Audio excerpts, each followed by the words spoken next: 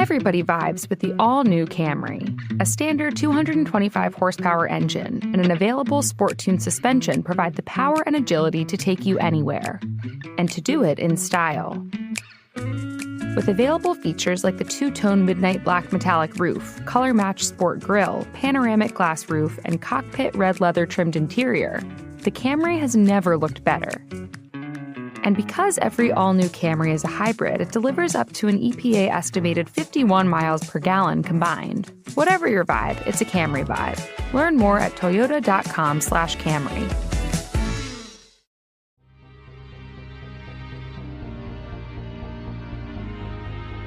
Hello. From Wonder Media Network, I'm Jenny Kaplan, and this is Womanica. This month, we're talking about adversaries, women who fought for their place in history, whether they fought to get to the top of their sport, against how society perceived them, or fought with each other to be champions.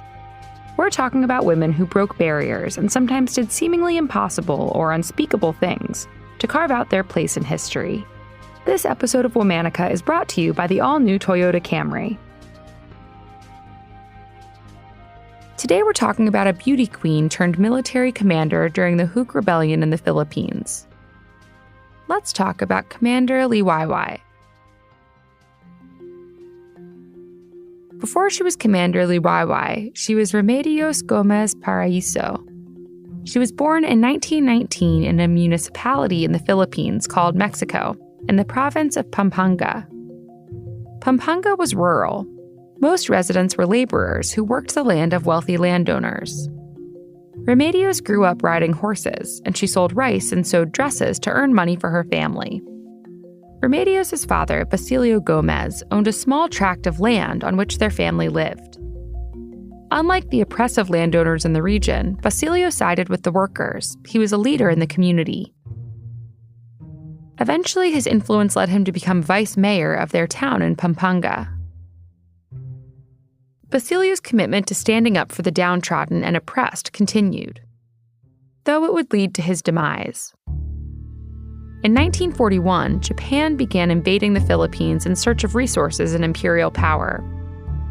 When the Japanese military made it to Remedios' hometown, her father, Basilio, refused to surrender.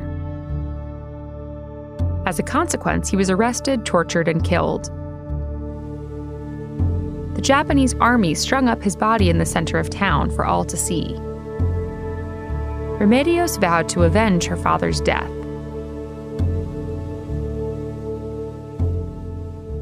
She and her remaining family moved to nearby Tarlac. There, Remedios learned about the growing Huk resistance movement, also known as the Anti-Japanese Liberation Army. The movement brought together communists, socialists, labor organizers, and peasants to form a guerrilla resistance against Japanese occupation. Remedios joined their forces. Her mother didn't like it, though, and asked her brother Oscar to join too to look after his sister. Remedios wasn't the only woman guerrilla. Upwards of 10% of Huk troops were women.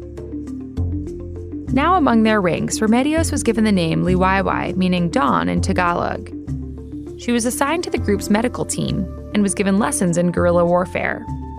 She learned how to fight, handle weapons, stage an ambush, and retreat. Liwayway was a talented fighter, and she was distinctive in battle. She always wore lipstick and formal dresses. Soon, Liwayway was promoted to commander and given her own squadron to lead. Liwayway is most well known for her heroism during the Battle of Camansi. Liwayway and her squadron were outnumbered.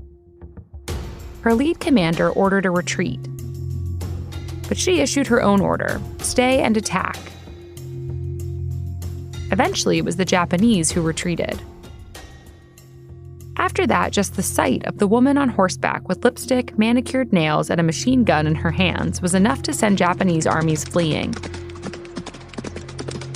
In 1945, the Japanese Imperial Army surrendered, and soon after, the Philippines gained independence. But some of the Huk guerrillas continued their warfare, now as the military arm of the merged communist and socialist parties. Over the course of her military career, Liwayway was captured twice. The first time, she was charged with rebellion, sedition, and insurrection. The president accused her of terrorizing people and attempting to overthrow the government. She replied, "No, Mr. President, you are wrong. We are only fighting for a decent livelihood and democratic treatment in our plight." She was released a year later and her case was dismissed. The second time Liwayway was captured, her husband was killed and she was put into solitary confinement. After she was released, Liwayway didn't return to battle. She was a widow, a mother. She had new priorities. She continued to advocate for her comrades as a member of the Huk's Veterans Organization. Liwayway did get revenge for her father's death. Her family says she successfully tracked down the officer who killed her father. When asked what she did to him, she said, "What he did to my father, what he did to us." Liwayway passed away in 2014. She was 95 years old. All month, we're talking about Adversaries. For more information, find us on Facebook and Instagram at Womanica Podcast. Special thanks to Liz Kaplan, my favorite sister and co-creator. Talk to you tomorrow. Everybody vibes with the all-new Camry. A standard 225 horsepower engine and an available sport-tuned suspension provide the power and agility to take you anywhere, and to do it in style. With available features like the two-tone midnight black metallic roof, color-matched sport grille, panoramic glass roof, and cockpit red leather trimmed interior, the Camry has never looked better. And because every all-new Camry is a hybrid, it delivers up to an EPA estimated 51 miles per gallon combined. Whatever your vibe, it's a Camry vibe. Learn more at toyota.com/Camry.